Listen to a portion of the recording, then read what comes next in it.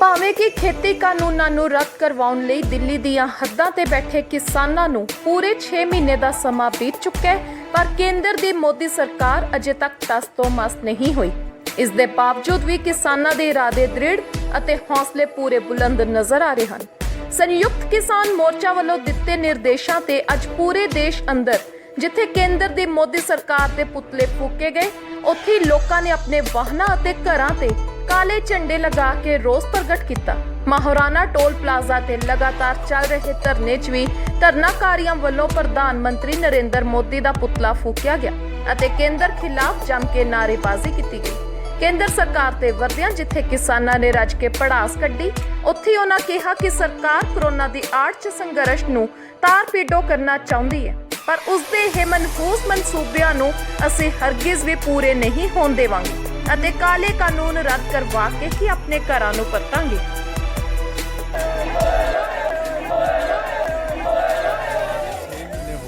ਅੱਜ ਜਿਹੜਾ ਹੈਗਾ ਕਾਨੂੰਨ ਅਜੇ ਤੱਕ ਰੱਦ ਨਹੀਂ ਹੋਇਆ, ਕੀ ਕਹਿਣਾ ਚਾਹੁੰਦੇ? ਇਹ ਜਿਹੜਾ ਮੋਦੀ ਸਰਕਾਰ ਦਾ ਅਸੀਂ ਅੱਜ ਪੁਤਲਾ ਫੂਕਿਆ, ਸੰਯੁਕਤ ਮੋਰਚੇ ਵੱਲੋਂ ਇੱਕ ਸਾਂਝੇ ਪੱਧਰ ਤੇ ਜੋ ਸਾਡਾ ਸੰਯੁਕਤ ਮੋਰਚਾ ਦਿੱਲੀ ਦੇ ਵਿੱਚ ਚੱਲਦਾ, ਉਹਦੇ ਵੱਲੋਂ ਕਾਲ ਆਈ ਆ ਜੋ ਸਾਡੇ ਕਿਸਾਨਾਂ ਦੇ ਅੰਦੋਲਨ ਨੂੰ 6 ਮਹੀਨੇ ਪੂਰੇ ਹੋ ਚੁੱਕੇ ਨੇ।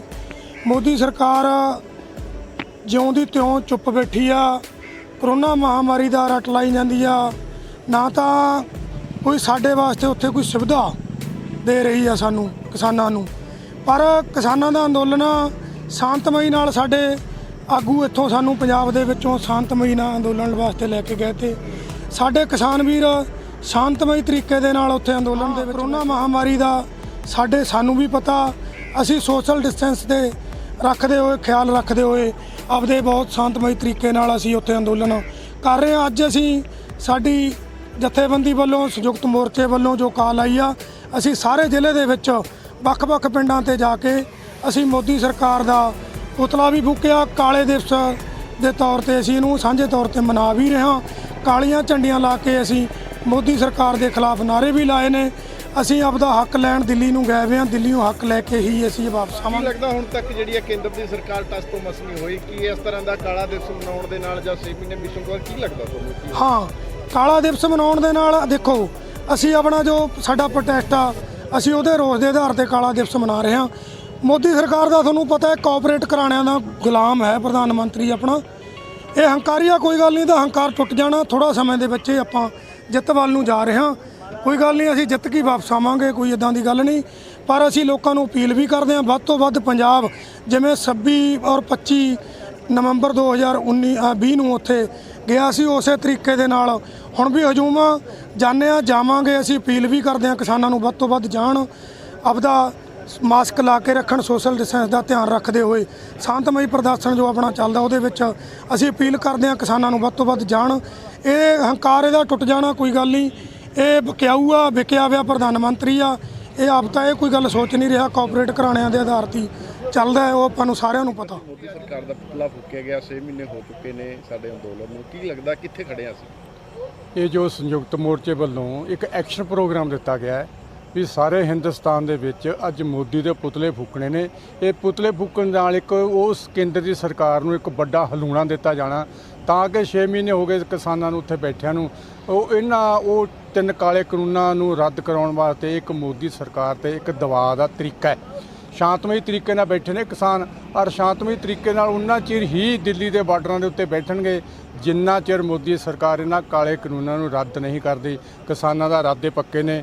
ਬੇਸ਼ੱਕ ਕਰੋਨਾ ਦੀ ਬਿਮਾਰੀ ਚੱਲਦੀ ਹੈ, ਕਰੋਨਾ ਦੀ ਬਿਮਾਰੀ ਦੇ ਵਿੱਚ ਵੀ ਆਪਾਂ ਜੇ ਦੇਖੀਏ ਹਰਿਆਣਾ ਦੇ ਵਿੱਚ, ਪੰਜਾਬ 'ਚ ਜਾਂ ਹੋਰ ਥਾਵਾਂ ਦੇ ਉੱਤੇ ਪਿੰਡਾਂ 'ਚ ਸ਼ਹਿਰਾਂ 'ਚ ਕਰੋਨਾ ਚੱਲਦਾ ਹੈ, ਉਹਨਾਂ ਬਾਰਡਰਾਂ ਦੇ ਉੱਤੇ ਕਰੋਨਾ ਨੇ ਕੰਟਰੋਲ ਕੀਤਾ ਉਹਨਾਂ ਲੀਡਰਾਂ ਨੇ ਕਿ ਕਿਉਂਕਿ ਉੱਥੇ ਡਿਸਟੈਂਸ ਦਾ ਜਾਂ ਹੋਰ ਜੋ ਵੀ ਤਰੀਕਾ ਅਪਣਾਉਣਾ। ਕਿਸਾਨ ਤੰਦਰੁਸਤ ਨੇ, ਜਿੱਤ ਕੇ ਆਉਣਗੇ, 3 ਕਾਨੂੰਨ ਰੱਦ ਕਰਾ ਕੇ ਆਉਣਗੇ। ਇਹ ਦ੍ਰਿੜ ਇਰਾਦੇ ਨਾਲ ਉੱਥੇ ਮੋਰਚੇ ਦੇ ਉੱਤੇ ਬੈਠੇ ਨੇ। ਇੰਨਾ ਹੈ ਵੀ ਆਉਣ ਵਾਲੇ ਸਮੇਂ ਦੇ ਵਿੱਚ ਤੁਸੀਂ ਦੇਖੋ ਬੜੀ ਛੇਤੀ ਜਿੱਤ ਦਾ ਡਾਂਕਾ ਵੱਜੂਗਾ। ਇੱਕ ਕਰੋਨਾ ਦੇ ਨਾਮ ਤੇ ਜਿਹੜਾ ਚੱਲਿਆ ਸੀਗਾ ਆਪਰੇਸ਼ਨ ਕਲੀਨ, ਇਹ ਆਪਰੇਸ਼ਨ ਕਲੀਨ ਸਰਕਾਰਾਂ ਦੇ ਇੱਕ ਮਾੜੇ ਮਨਸੂਬੇ ਹੁੰਦੇ ਨੇ।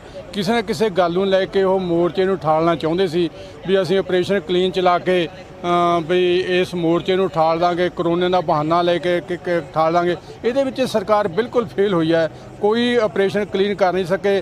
ਕਿਸਾਨਾਂ ਨੇ ਉਹਨੂੰ ਉਲਟਾ ਇਹ ਕਿਹਾ, ਜੇ ਆਪਰੇਸ਼ਨ ਕਲੀਨ ਤੁਸੀਂ ਸਾਡਾ ਬਾਰਡਰਾਂ ਤੇ ਕਰੋਗੇ, ਅਸੀਂ ਤੁਹਾਡਾ ਸਟੇਟਾਂ ਦੇ ਵਿੱਚੋਂ ਆਪਰੇਸ਼ਨ ਕਲੀਨ ਕਰ ਦਾਂਗੇ। ਕਿਉਂਕਿ ਦੇਖਿਆ ਬੰਗਾਲ ਦੇ ਵਿੱਚ ਕੀ ਹੋਇਆ, ਬੇਸ਼ੱਕ ਕਿਸਾਨਾਂ ਨੇ ਵੋਟ ਪਾਉਣ ਨੂੰ ਕਿਸੇ ਨੂੰ ਕਿਹਾ ਜਾਂ ਨਹੀਂ ਕਿਹਾ, ਪਰ ਜਿਹੜਾ ਆਪਰੇਸ਼ਨ ਕਲੀਨ ਕਿਸਾਨਾਂ ਨੇ ਬੰਗਾਲ 'ਚ ਕੀਤਾ, ਉਹ ਆਉਣ ਵਾਲੇ ਸਮੇਂ ਵਿੱਚ ਬਾਕੀ ਹਿੰਦੁਸਤਾਨ ਦੇ ਵਿੱਚ ਵੀ ਇਹ ਹੋਊਗਾ। 2022 ਨੂੰ ਲੈ ਕੇ ਭਾਜਪਾ ਸਰਕਾਰ ਵੱਲੋਂ ਕੁਝ ਇਸ ਤਰ੍ਹਾਂ ਦੇ ਪੰਜਾਬ ਦੇ ਵਿੱਚ ਹੱਥਕੰਡੇ ਵਰਤੇ ਜਾ ਰਹੇ ਨੇ, ਕੀ ਕਹਿਣਾ? ਦੇਖੋ, ਇਹ ਸਰਕਾਰਾਂ ਦੇ ਹੱਥਕੰਡੇ ਜ਼ਰੂਰ ਹੁੰਦੇ ਨੇ। ਉਹ ਲੀਡਰਾਂ ਨੂੰ ਵੀ ਭੰਨਣਗੇ, ਦੋ ਗਰੁੱਪ ਵੀ ਬਣਾਉਣਗੇ, ਕਿਸੇ ਨੂੰ ਨਾਲ ਵੀ ਰਲਾਉਣਗੇ, ਕੋਸ਼ਿਸ਼ ਵੀ ਇਹ ਕਰਨਗੇ ਵੀ ਮੌਜੂਦਾ ਜੋ ਸਰਕਾਰ ਹੈ ਉਹਦੇ ਵਿੱਚੋਂ ਕੁਝ ਬੰਦੇ ਨਾਲ ਰਲੀਏ, ਜਾਂ ਪਿਛਲੀ ਸਰਕਾਰ ਦੇ ਬੰਦਿਆਂ ਨੂੰ ਕੋਈ ਨਾਲ ਰਲਾ ਗਿਆ ਸੀ ਵੀ ਆਪਣਾ ਇੱਕ ਵੱਖਰਾ ਦਬਾਅ ਗਰੁੱਪ ਬਣਾ ਕੇ ਤੇ ਇਲੈਕਸ਼ਨ ਲੜੀਏ। ਇਹ ਪਾਰਟੀਆਂ ਦੇ ਮਨਸੂਬੇ ਹੁੰਦੇ ਨੇ। ਇਹ ਕਿਸਾਨ ਜਥੇਬੰਦੀਆਂ ਨੇ ਤੇ ਲੋਕਾਂ ਨੇ ਫੇਲ ਕਰਨੇ ਨੇ। ਆਉਣ ਵਾਲੇ ਸਮੇਂ ਤੁਸੀਂ 2022 ਦੇਖਿਓ, ਇਹ ਮਨਸੂਬੇ ਇਹਨਾਂ ਦੇ ਫੇਲ ਹੋਣਗੇ, ਬਿਲਕੁਲ ਹੀ ਪਾਸ ਹੁੰਦੇ। ਜੋ ਕਿਸਾਨ ਚਾਹੁਣਗੇ ਉਹ। ਪ੍ਰਧਾਨ ਮੰਤਰੀ ਨਰਿੰਦਰ ਮੋਦੀ ਦਾ ਪੁਤਲਾ ਫੂਕਿਆ ਗਿਆ ਔਰ ਸੰਘਰਸ਼ ਨੂੰ ਪੂਰੇ 6 ਮਹੀਨੇ ਹੋ ਚੁੱਕੇ ਨੇ, ਕੀ ਕਹਿਣਾ ਚਾਹੁੰਦੇ? ਅਸੀਂ ਇਹ ਕਹਿਣਾ ਚਾਹੁੰਦੇ ਹਾਂ, ਸਾਨੂੰ ਸੰਯੁਕਤ ਮੋਰਚੇ ਵੱਲੋਂ ਹੁਕਮ ਸੀ ਇਹ ਵੀ ਅੱਜ ਕਾਲਾ ਦਿਵਸ ਮਨਾਉਣਾ, ਮੋਦੀ ਦੇ ਪੁਤਲੇ ਫੂਕਣੇ ਨੇ। ਕਿਉਂਕਿ 6 ਮਹੀਨੇ ਤਾਂ ਦਿੱਲੀ ਦੇ ਵਿੱਚ ਬੈਠਿਆਂ ਨੂੰ ਹੋ ਗਏ ਉੱਥੇ ਸਾਨੂੰ, ਤੇ 235-31 ਦਿਨ ਸਾਨੂੰ ਇੱਥੇ ਹੋ ਗਏ। ਸੰਘਰਸ਼ ਪੂਰੇ ਜ਼ੋਰਾਂ ਤੇ ਚੱਲ ਰਿਹਾ ਹੈ। ਇਹਨਾਂ ਦੇ ਇੱਕ ਜਿਹੜਾ ਅਖੌਤੀ ਭਾਰਤੀ ਕਿਸਾਨ ਯੂਨੀਅਨ ਦਾ ਆਗੂ ਹੈ ਹਰਜੀਤ ਗਰੇਵਾਲ, ਉਹਨੇ ਇੱਕ ਸ਼ੋਸ਼ਾ ਵੀ ਛੱਡਿਆ ਸੀ ਕੱਲ੍ਹ ਪਰਸੋਂ ਵੀ ਇਹ ਬੁੱਧ ਪੂਰਨਿਮਾ ਦਾ ਦਿਨ ਹੈ, ਇਹਨੂੰ ਕਾਲਾ ਦਿਵਸ ਬਣਾ ਰਹੇ ਨੇ ਕਿਸਾਨ। ਕਿਉਂਕਿ ਇਹਨਾਂ ਨੂੰ ਇਹੀ ਪੜ੍ਹਾਇਆ ਜਾਂਦਾ RSS ਵੱਲੋਂ। ਕਿਉਂਕਿ ਅਸੀਂ ਕੋਈ ਹਿੰਦੂ ਸਿੱਖ ਏਕਤਾ ਦੀ ਅਸੀਂ ਗੱਲ ਕਰਦੇ ਹਾਂ, ਅਸੀਂ ਕੋਈ ਇਹਦੇ ਵਿੱਚ ਫੁੱਟ ਪਾਉਣ ਵਾਲੀ ਕੋਈ ਗੱਲ ਨਹੀਂ, ਪਰ ਅਸੀਂ ਆਪਣੇ ਹੱਕਾਂ ਲਈ ਜੂਝ ਰਹੇ ਹਾਂ। ਜੋ ਸਾਨੂੰ ਸੰਯੁਕਤ ਮੋਰਚੇ ਕੰਨਿਓ ਹੁਕਮ ਆਊਗਾ ਅਸੀਂ ਉਹਨੂੰ ਸਿਰੇ ਚੜਾਵਾਂਗੇ। ਹੁਣ ਤੱਕ 400 ਤੋਂ ਜ਼ਿਆਦਾ ਜਿਹੜੇ ਕਿਸਾਨ ਨੇ ਉਹਨਾਂ ਦੀ ਉੱਥੇ ਮੌਤ ਹੋ ਚੁੱਕੀ ਹਾਂਜੀ। ਪਰ ਸਰਕਾਰ ਟਸ ਤੋਂ ਮਸ ਨਹੀਂ ਹੋ ਰਹੀ। ਕੀ ਲੱਗਦਾ ਤੁਹਾਨੂੰ ਹੋਊਗੀ? ਦੇਖੋ, ਸਰਕਾਰ ਨਿਰਦਈ ਹੈ। ਇਹ ਕਰੋਨਾ ਵੀ ਕਰੀ ਜਾਂਦੀ ਹੈ। ਸਾਡੇ ਉੱਥੇ ਕਿਸੇ ਕਿਸਾਨ ਨੂੰ ਕਰੋਨਾ ਨਹੀਂ ਹੋਇਆ, ਕੋਈ ਕਰੋਨੇ ਨਾਲ ਨਹੀਂ ਮਰਿਆ, ਕੋਈ ਹਾਰਟ ਅਟੈਕ ਹੋਇਆ ਜਾਂ ਕੋਈ ਗਰਮੀ ਨਾਲ ਕਿਸ ਤਰ੍ਹਾਂ ਵੀ। ਉਹ 470 ਤੋਂ ਵੱਧ ਮੌਤਾਂ ਹੋਈਆਂ ਨੇ। ਪਰ ਸਰਕਾਰ ਨੂੰ ਅਖੀਰ ਝੁਕਣਾ ਪਊਗਾ। ਜਿੰਨਾ ਚਿਰ ਇਹ ਝੁਕੂਗੀ ਨਹੀਂ ਤਾਂ ਇਹ ਧਰਨੇ ਮੋਰਚੇ ਇਵੇਂ ਜਾਰੀ ਰਹਿਣਗੇ। ਅਗਲੀ ਰੂਪਰੇਖਾ ਕੀ ਹੋ ਸਕਦੀ ਹੈ? ਕਿਉਂਕਿ 2022 ਆ ਰਿਹਾ, 2022 ਦੇ ਲਈ ਸਰਕਾਰ ਵੀ ਅਨੇਕਾਂ ਤਰ੍ਹਾਂ ਦੇ ਹੱਥਕੰਡੇ ਅਪਣਾਉਂਦੀ ਆ। ਦੇਖੋ, ਕਿਸਾਨਾਂ ਦੀ ਕੀ ਅਗਲੀ ਰਣਨੀਤੀ ਹੋਊਗੀ? ਕਿਸਾਨਾਂ ਦੀ ਅਗਲੀ ਰਣਨੀਤੀ ਤਾਂ ਹੁਣ ਸਾਨੂੰ ਜਥੇਬੰਦੀਆਂ ਦੱਸਣਗੀਆਂ, ਪਰ 2022 ਨੂੰ ਮੱਦੇਨਜ਼ਰ ਦੇਖਦੇ ਹੋਏ ਸ਼ਾਇਦ ਇਹ ਕਾਨੂੰਨਾਂ ਬਾਰੇ ਕੁਝ ਸੋਚਣਗੇ, ਮਜਬੂਰ ਹੋਣਗੇ। ਕਿਉਂਕਿ ਬੰਗਾਲ ਵਾਲਾ ਰਿਜ਼ਲਟ ਵੀ ਇਹਨਾਂ ਨੂੰ ਦੱਸਦਾ, ਮੂਹਰੇ ਯੂਪੀ ਦੀਆਂ ਇਲੈਕਸ਼ਨਾਂ ਵੀ ਆ ਰਹੀਆਂ ਨੇ, 22 ਵੀ ਆ ਰਿਹਾ। ਉਹਦੇ ਵਿੱਚ ਅਸੀਂ ਇਹਨਾਂ ਦਾ ਪੂਰਾ ਵੱਧ ਚੜ੍ਹ ਕੇ ਵਿਰੋਧ ਕਰਾਂਗੇ ਅਗਰ ਇਹ ਸਾਡੇ ਬਿੱਲ ਮਾਫ ਨਹੀਂ ਕਰਦੇ ਤਾਂ। 26 ਤਰੀਕ ਤੋਂ ਬਾਅਦ ਜਿਹੜਾ ਹੈਗਾ ਕਰੋਨਾ ਦੇ ਚੱਲਦੇ ਆ, ਜਿਹੜੇ ਕਿਸਾਨਾਂ ਦੇ ਹੌਸਲੇ ਨੇ ਉਹ ਕਿਸ ਤਰ੍ਹਾਂ ਨੇ ਹੁਣ ਦੀ ਸਥਿਤੀ 'ਚ? ਪੂਰੇ ਬੁਲੰਦ ਹੌਸਲੇ ਨੇ। ਕੱਲ੍ਹ ਵੀ ਆਪਣੇ ਪਿੰਡੋਂ ਵੀ ਜਥਾ ਗਿਆ, ਜਥੇ ਦਿੱਲੀ ਨੂੰ ਜਾ ਰਹੇ ਨੇ ਅੱਜ ਕਾਲਾ ਦਿਵਸ ਮਨਾਉਣ ਵਾਸਤੇ। ਇਹ ਜਾਂਦੇ ਰਹਿਣਗੇ। ਕਿਸਾਨਾਂ ਦਾ ਹੌਸਲੇ ਕਦੇ ਵੀ ਨਹੀਂ ਡੋਲਦੇ। ਲੋਕਾਂ ਨੂੰ ਕੀ ਅਪੀਲ ਕਰਨੀ ਚਾਹੁੰਦੇ ਹੋ? ਲੋਕਾਂ ਨੂੰ ਬੇਨਤੀ ਕਰਦੇ ਹਾਂ ਵੀ ਦੇਖੋ, ਇਹ ਜੰਗ ਹੈ ਜਿਹੜੀ ਸਾਰੇ ਇਕੱਲੇ ਕਿਸਾਨਾਂ ਦੀ ਨਹੀਂ, ਹਰ ਵਰਗ ਦੇ ਲੋਕਾਂ ਦੀ, ਹਰ ਰੋਟੀ ਖਾਣ ਵਾਲੇ ਬੰਦੇ ਦੀ ਜੰਗ ਹੈ। ਤੁਸੀਂ ਇਸ ਸੰਘਰਸ਼ ਦੇ ਵਿੱਚ ਵੱਧ ਚੜ੍ਹ ਕੇ ਹਿੱਸਾ